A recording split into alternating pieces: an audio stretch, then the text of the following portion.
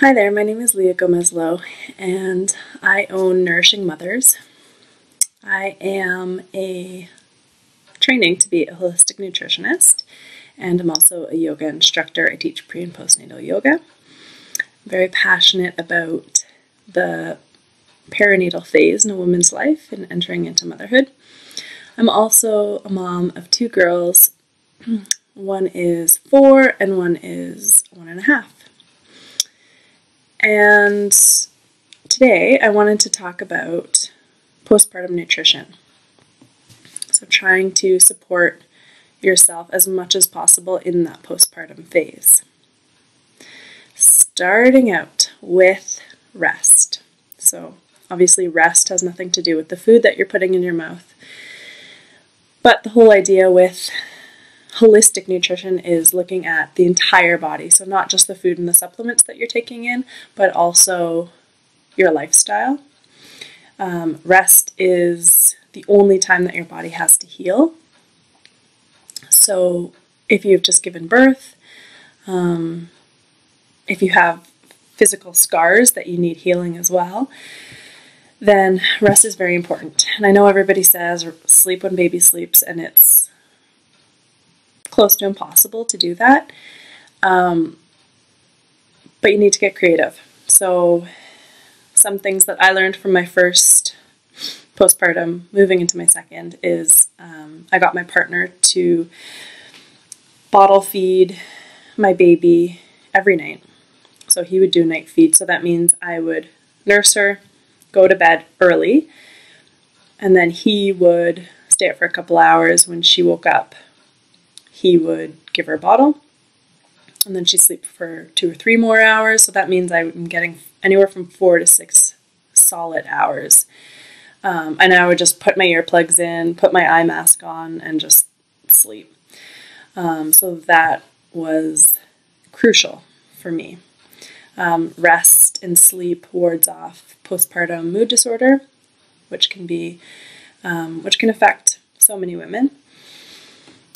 Also trying to let go of those things that you're trying to do when baby is sleeping. So you put baby down for a nap, you want to cook dinner, you want to clean your house, do the laundry. So trying to let go of some of those things if possible. And we'll talk a little bit more at the end of the video about ways that you can let go. Trying to give yourself mini recharge. So if you can't sleep, if you know baby's just going to sleep for half an hour or 45 minutes. I used to get sleep anxiety with my first, so knowing that I only had a certain amount of time to sleep, I wouldn't be able to fall asleep. So that was really challenging. So a mini recharge can look like getting a glass of water, getting your headphones, phone with a meditation app. If you can't just sit still for a few minutes, put the meditation app for 10 minutes, close your eyes, focus on your breath, chill, like give your system a little break. Also, when you are trying to sleep, say baby goes down for a nap, they're going to be down for an hour or two. Most of us bring our phones with us. You might check social media, post a picture of your baby. You might be watching a show on Netflix just to help you unwind. So screen time, either phone screen, computer screen, TV, can really mess with your cortisol levels, which cortisol will spike and you'll stay awake. You won't be able to fall asleep. So personally, when I don't bring my phone into my bedroom anymore, but I do have an e-reader. So that's a different kind of light that doesn't affect sleep. I would always have a fiction book that just knocks me out. Once again, put my earplugs in if I'm able to, unless you're listening for baby. I would read for a couple minutes and I would just be out. If my phone was down there, I'd be scrolling. It would be a disaster. And then I just wouldn't sleep. I'd be up for the entire nap of the baby. Also trying to plan more downtime in your life in general. So I know when you have potentially some older kids, or this might be your first, you want to do everything with them. You want to visit your friends. You don't really want to change your lifestyle. And so you're going all the time. You have your weekends booked up, having people visit you or visiting friends.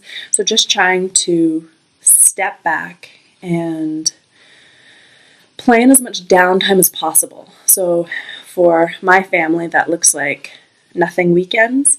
We'll plan like a family weekend or a nothing weekend in our Google calendars. That's how my husband and I keep in touch with our schedules, where nothing gets booked on that weekend. So if we have family members that are asking to come up and visit, we'll look at our phone, that weekend's booked.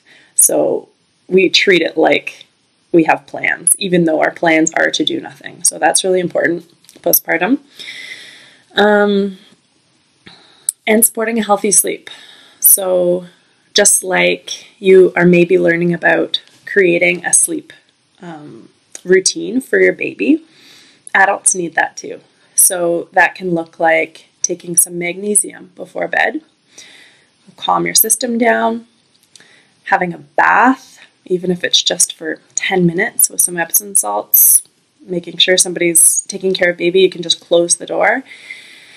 Focusing on your breath, having some tea, maybe doing a few yoga poses, even using essential oil, something like lavender, smelling it, or adding it to your bath. So creating a routine for yourself to get your body in the mode for sleep. Another tip can be just turning down your regular lights, using candlelight in the evening, or just dimming your lights if possible, and trying not to watch things on screens. So supporting that, and that might take 5 minutes, that might take 30 minutes, trying to just choose those things that work for you, playing around a little bit. Also limiting your caffeine intake. So this will affect sleep no matter what. I know that if you have a sleepless night with baby, you wake up first thing in the morning and you feel like you need all the coffee to get you through your day, but really it creates a cycle that I experienced firsthand many times where it increases the cortisol once again in your body. It's putting your body into a stress response, so a sympathetic system, and it will really mess with your sleep. So if that means limiting caffeine, if you need it, go for it. Have 1 cup of coffee in the morning and then try to maybe switch to decaf. I know decaf can be really gross, but personally I found an awesome brand called Kicking Horse Strong Decaf. I used to live needing coffee and I would be totally obsessed with it. And I switched to Kicking Horse and decaf, and it is all I need now. So it's pretty awesome. Okay, moving into critical nutrients that you need in your diet every day. So there are 3: fat, protein, and fiber. So trying to include these 3 nutrients into every meal or snack. It will help keep you satiated, as well as giving your body the nutrients it needs to heal. So postpartum, even if you didn't have a C-section and you didn't have any tearing or stitches, your body does still need to heal. There's a lot that just happened with childbirth, with the 9.5 months of pregnancy. And not being too hard on yourself if, you want that donut from Tim Hortons when you're driving by because you're hangry.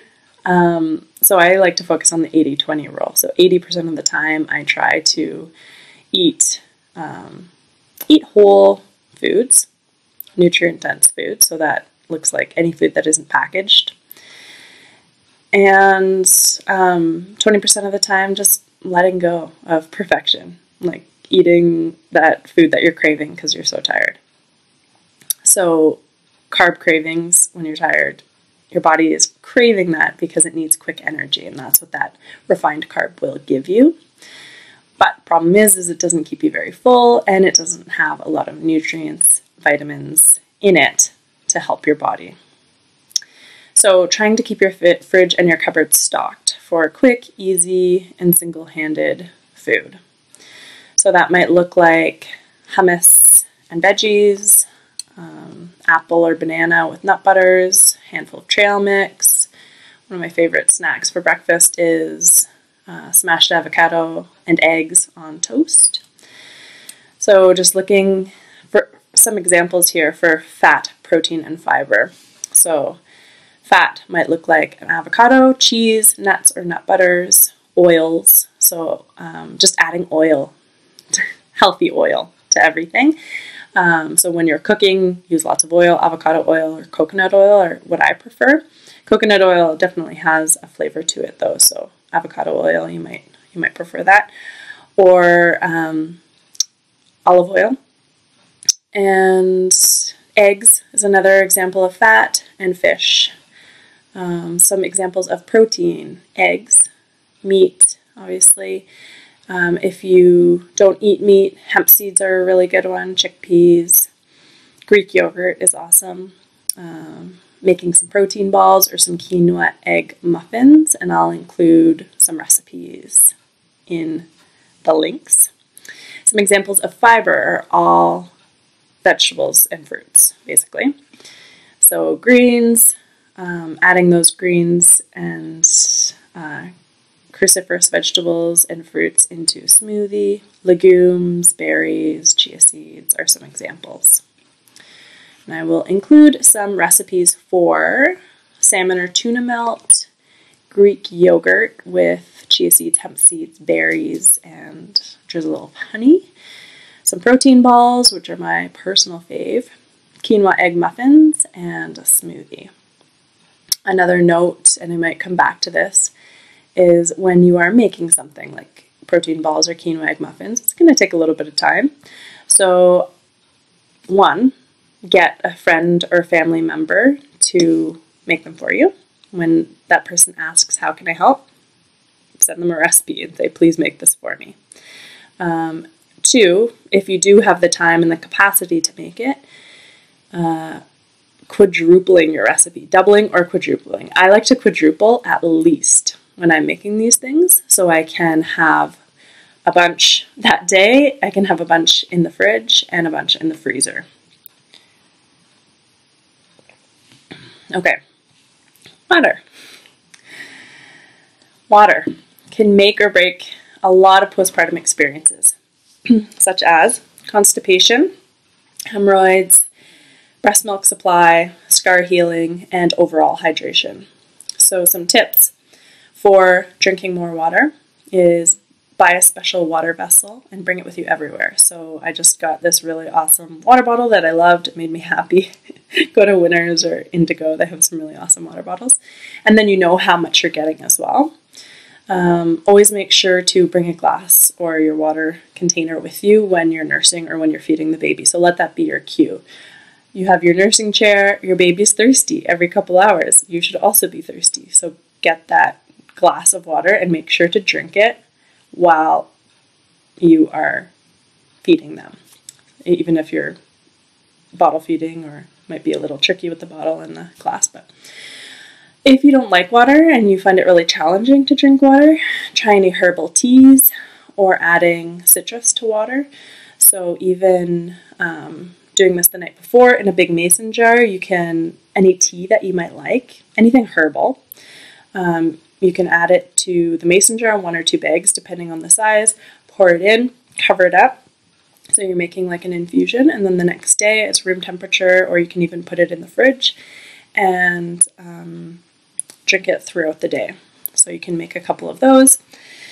Also, first thing in the morning, to get your bowels moving, your digestive system moving, is to get a glass of water with a pinch of salt, so pink Himalayan salt, or there's a gray salt as well, Celtic sea salt, I believe, and squeeze in a lemon or lime, and that will really get things flowing and also hydrating your body after having a full night without water. If you are drinking caffeine or alcohol, make sure to counterbalance that with twice as much water. So if you have 1 cup of coffee, have 2 cups of water with that coffee. And just a little kind of calculation to figure out how much water you need is drink half your body weight in water, at least. So say you weigh 150 pounds, half of that is 75 ounces a day. That equals a little over 9 cups of water a day. Okay, now I'm going to go over 6 typical postpartum issues and some natural remedies that you can use. The first one, and probably the most common, is constipation. So number 1, more water. I'm going to come back to that a lot, so you might get annoyed, but water is really important. Drinking more water. So even more than that 9.5 cups, if your body weight is 150 pounds, add an extra cup or 2 to that. Doubling your fiber intake. So that might look like more greens in your smoothie, a salad at lunch. I know it's boring. Or my personal favorite, if you don't have time for any of that, is I get those boxes of mixed greens, organic mixed greens. They're $4.49 at Costco or $5 at the superstore. I take a handful and I eat it.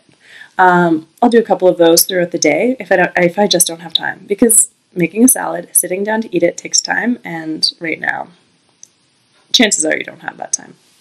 So getting someone to make that for you.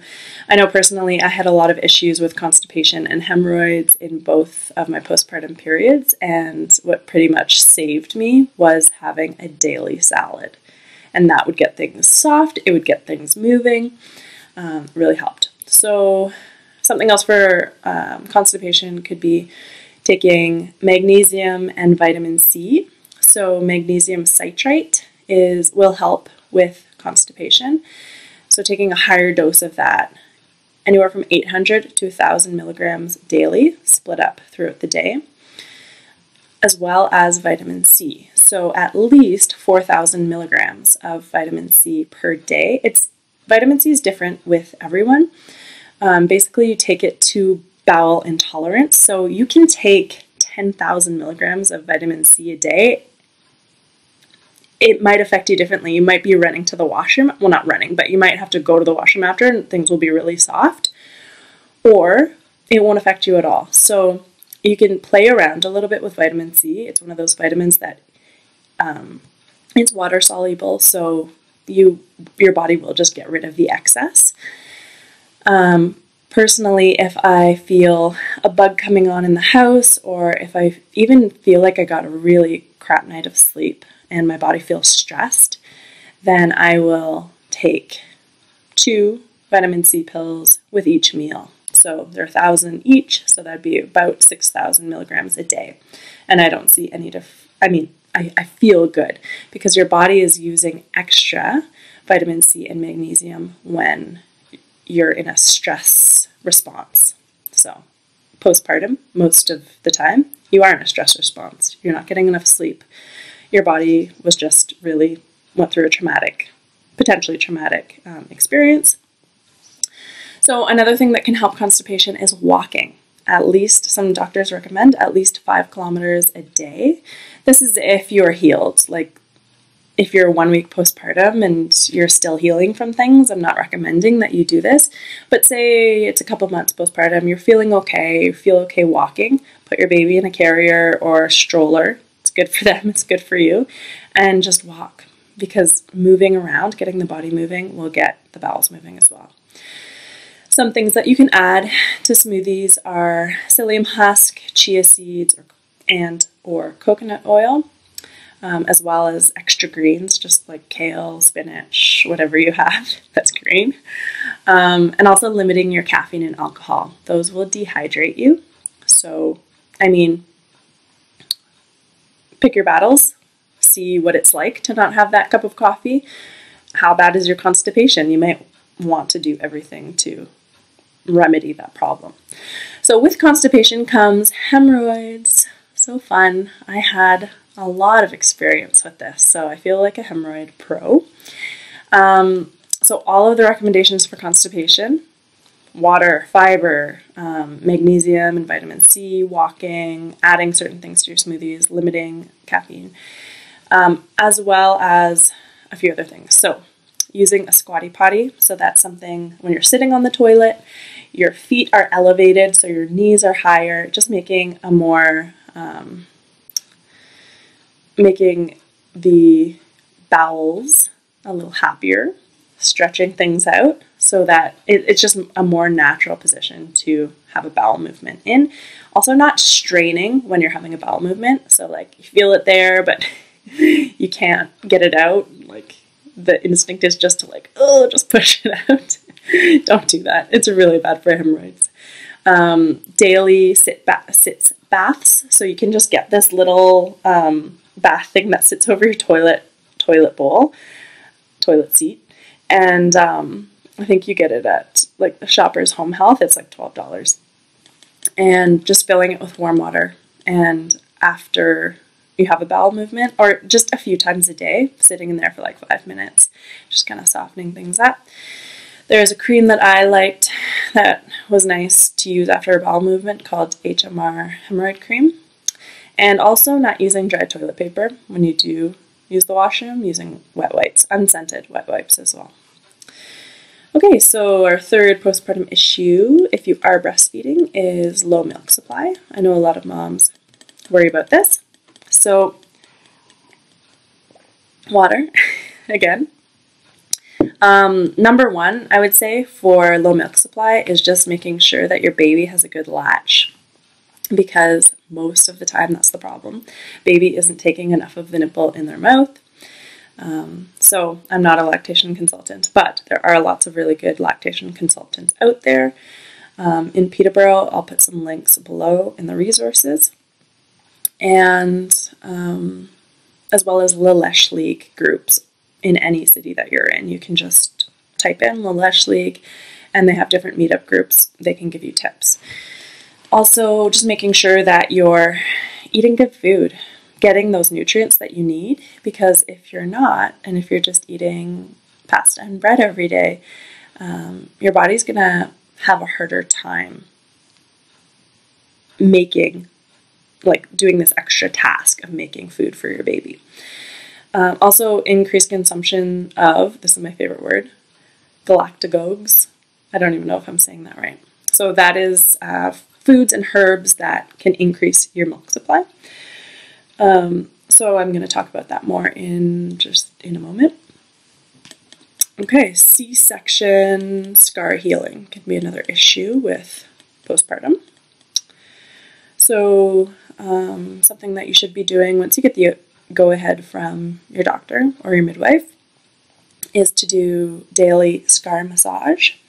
And I'll put a link for that in the resources as well, how you can do that. Making sure you're getting your whole foods diet. Once again, your body is going through a majorly stressful time right now. It's healing from a major operation as well. Even if it went well and you're feeling okay, it was still stressful for your body. So something you can consume is bone broth. That helps increase collagen. It helps with body healing. Also some vitamins to consider are vitamins A, C, D, E, K, zinc, omegas, and probiotics. And I will put links at the bottom about different brands that I would recommend. Heavy bleeding postpartum. So, I mean, the first few weeks, chances are you will have pretty heavy bleeding. So always check with your doctor or midwife to see if it's a normal amount of bleeding or if it's a little excessive. Even if you're bleeding, even during menstruation, it's a good idea to supplement with some iron. If you are experiencing constipation, though, just be careful with iron because it can also constipate you. Also, turmeric can be really good to help reduce inflammation. And just, once again, check with your doctor if it's lasting a lot longer than that 6 to 8 week mark of postpartum bleeding. Also, postpartum mood disorder affects so many women. It can be full-blown postpartum depression, it can be postpartum anxiety, or it can be something not as intense but still an issue. So number one is seeking some support, seeking help. I'll have some resources below. Finding somebody to talk to, even if that is your partner or a friend. even if that's your journal, writing in your journal about how you're feeling. There is a scale, like kind of a test that you can find online if you Google Edinburg Perinatal Depression Scale, and you will rank some questions. It'll ask you some questions, you'll give it a number, and then basically you'll add up the number and it will tell you if you're experiencing things that maybe are not normal right now. It's not normal to be feeling this way, but it's very common. So there's a difference there. Also, increasing essential fats and DHA through food and supplementation. So fish is a big one. If you're not eating fish a few times a week, healthy fish, like a wild caught salmon, then take a supplement. So anywhere from 1,200 to 2,400 milligrams a day. And I will have companies below that I like, but also I'll tell you them now. Nutri-C and Nordic Naturals are good ones. And avoiding stimulants and depressants, so excess sugar, coffee, and alcohol. Okay, my favorite word again, galactagogues. So these are foods and herbs used to increase milk supply. Here we go. Every time I see water written down, I take a sip. So going back to what I said before, make sure baby's latch is good before worrying too much. You can see the Leslie consultant, lactation consultant, if you're unsure. I know in Peterborough, they're free. There's one at the hospital. There's one at the resource center. They're really good, really helpful. Even if you just think that the latch is okay, but you don't know, just go and check. They're awesome. So a couple things. Water's number one. So if you're not drinking enough water, you're not going to produce milk because you just, it comes in, it goes out. Fennel tea is one. Fenugreek and blessed thistle, that's a supplement that you can take. And if you Google fenugreek, blessed thistle, there's a bunch of different blog articles out there on how many you should take. It's pretty excessive. It's like 6 pills 3 times a day. You want to take it until your sweat smells like maple syrup. It's really weird. But you can find more details online. I used it. I found that it worked. Brewer's yeast, alfalfa, oatmeal, ginger, and almonds. So I'll also include a recipe for some lactation cookies, including brewer's yeast. You can also add that into smoothies. I know it doesn't taste very good. And also beer is one. I know that I say to limit alcohol in most cases, but it's okay to have a sip of a dark beer. I know my grandma told me to like have a Guinness after I had my baby, and I felt like my milk came in right away. Some things that work against increasing milk supply, so actually reducing milk supply, are peppermint tea. So if you're drinking like excessive amounts of peppermint tea, that can be an issue. If you're producing too much milk, peppermint tea could be a good thing to add in. Also caffeine, because it is dehydrating you. So next, moving on to supplements and vitamins. Little disclaimer here, these are all just my recommendations. Talk with your healthcare provider, naturopath, nutritionist, whoever you're working with before taking too many supplements. Some supplements, especially fat-soluble supplements, ADEK, can be harmful if you take too many. And also, taking vitamins can't replace a diet that isn't mostly good. So if you're eating McDonald's 3 times a day and taking vitamins and expecting that, you're going to be feeling good, chances are you might not be. So start with the food. If you can only start in one area right now, start with the food. And also it takes your body 3 to 6 months to replenish minerals and fats that were used during pregnancy, that were taken from you during pregnancy, and developing this baby with, bones, a brain, skin, everything, a full human. It takes a lot. Okay, moving into the supplements that you can consider taking. So essential fatty acids, that's omega-3. In foods, you can find it in fish, flax seeds, primrose oil, plant oils, and eggs. Deficiency can cause mommy brain and postpartum depression. So if you find that, if you're overtired, then you will probably have mommy brain. But if you are getting a little bit of sleep and you still find that there's some weird things going on, chances are you need some more essential fatty acids in your diet.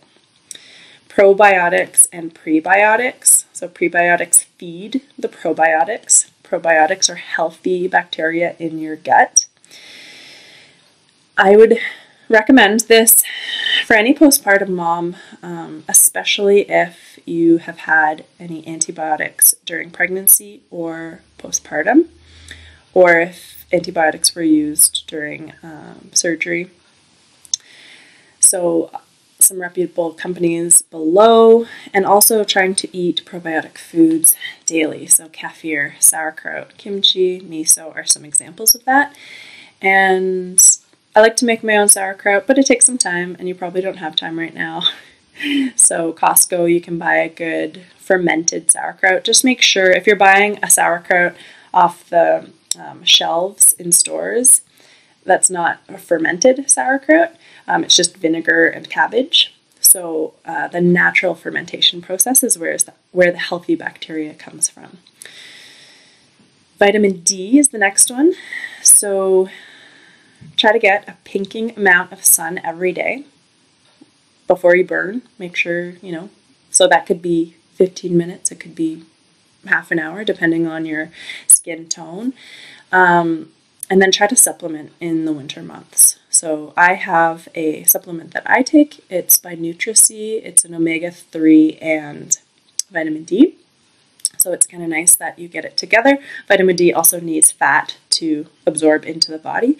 So if you're just taking a pill, trying to take it with some oil. So when you're eating.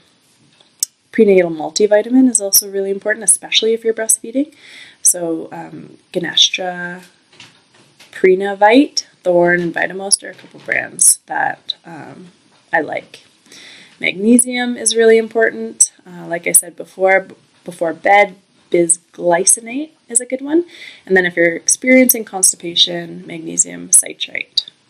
Calcium regularly. Your body used a lot of calcium. Baby took a lot of calcium. So getting around 1,200 milligrams a day. And vitamin C is huge. Like I said before, I take a lot of vitamin C because if I feel like anything coming on, stressful experience in my life, vitamin C just gets processed and basically drained from your body first. So taking it to bowel intolerance, you can take anywhere from 1,000 to 2,000 per meal, or you can try more. Vitamin C is also a relatively inexpensive vitamin, so that's why I'm very liberal with my vitamin C taking. Also, if you think that just eating an orange a day will help, just as an example, so I was recommending anywhere from 4,000 to 8,000 milligrams of vitamin C a day, and orange has about 30 milligrams. So you'd have to eat a trunk full of oranges, and who has the time for that? So some reputable Canadian brands that I like when you're searching for vitamins. I'd recommend going to a health food store first, talking with them. They're the experts. But also some of these brands you can get on Amazon.ca or well.ca as well. So Vitamost has a good multivitamin. Ganestra has really good probiotic. Their HMF strain, which is a human microflora strain, which is better for your gut. There's also Pregnavite Prenatal Multi by Ganestra. Biomed is another good brand. Alpha Science, Flora Health, Cesarean. They do a multi-essential fatty acid. Nutrici, that's the one I take. It's an omega-3 with D. It's reasonably priced. Nordic Naturals also does omega, and Thorne is also a good brand. They're American, but I take their prenatal as well. So moving away from vitamins and supplements and into emotions and support.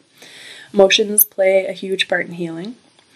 So like I said before, talking or writing about your birth experience, not just your birth story, like you might be sharing with your friends, oh, this is what happened, and then I went into labor, but how you felt throughout your birth. What were those emotions that were coming up? Were you feeling empowered? Were you feeling scared? Were you feeling panicked? Did you bond with your baby right away? Did you not bond with your baby right away? So just checking in with that and talking about it as much as you can. Schedule a postpartum counseling session, I think is huge. There are, in Peterborough anyways, some free postpartum counseling, and I think you should take advantage of it because they're awesome, and it really helps you process. Even if you think everything's fine, I think it still helps you process. And yeah. Letting go of guilt and comparison. That's a big one, especially entering motherhood. A couple ways that I have used to let go of these things are less following on social media, especially those mommy bloggers. You're not going to get anything good out of following them. You're just going to compare yourself and feel like your house needs to be clean and super cute and your baby needs to be dressed in cute outfits and blah, blah, blah. So less of that, less Googling as well. I find that your own motherly intuition will come into play eventually. It might take weeks, it might take months, it might take years, but the more that you're searching online for information for other people's opinions, I think it will really take away from your intuition and your, like, what you know down in your gut is right for you or for baby. So if there's, any medical issues, go to your doctor, ask your midwife, naturopath, whoever you're using. If you're having nursing issues, go to the lactation consultant. Don't go to Google. Never go to Google. It's never a good idea. So trusting yourself, going back into, finding your intuition as a mother. And letting go of perfection, letting people help is a big one.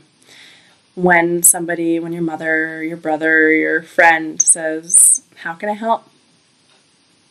Give them a list, even make a list. If you don't want to ask for it, if you have a hard time asking for it, make a list.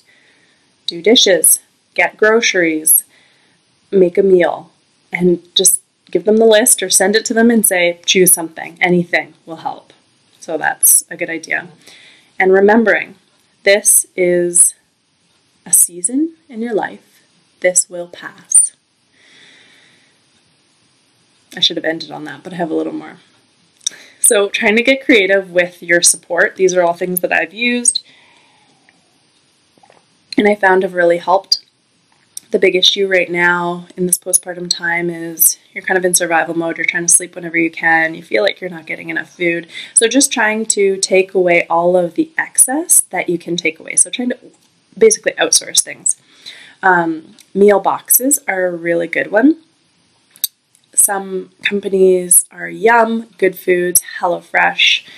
If you are expecting a baby, you're not postpartum right now, and you need ideas for baby shower gift, this is a really good one, a week of meals.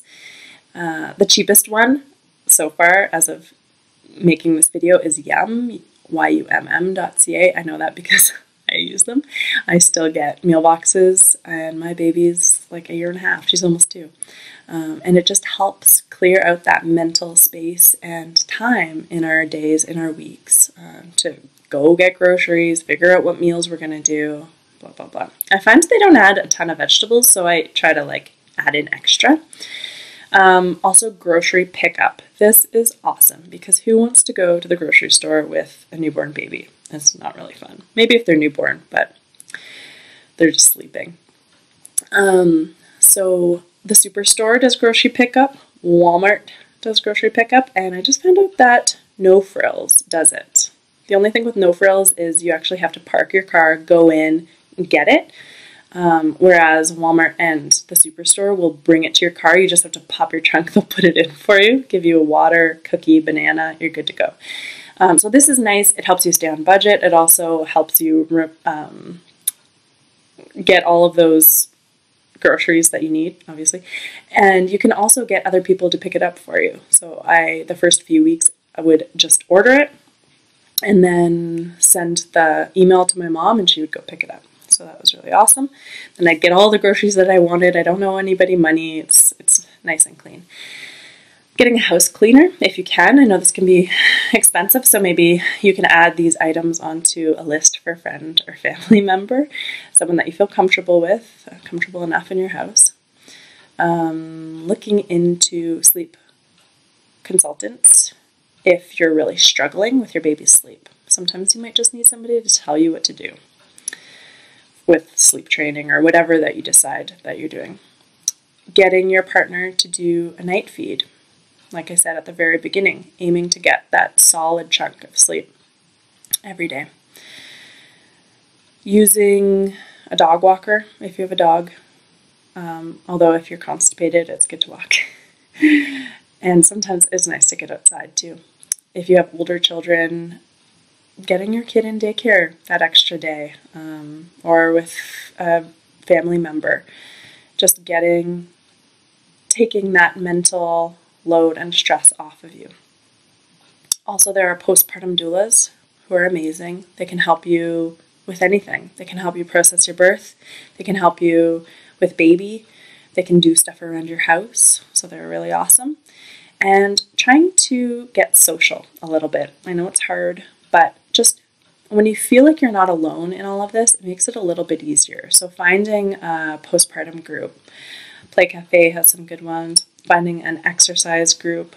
The Willow Studio does some great postpartum exercise classes. Even just finding a Facebook group where you can connect with other moms. And just remembering, you're not doing this alone. You shouldn't be doing this alone. Okay, that is everything. I'm going to post a list of resources and just extra books or podcasts that you might want to listen to if you want to dive deeper into anything. And thank you very much. And you're doing an awesome job.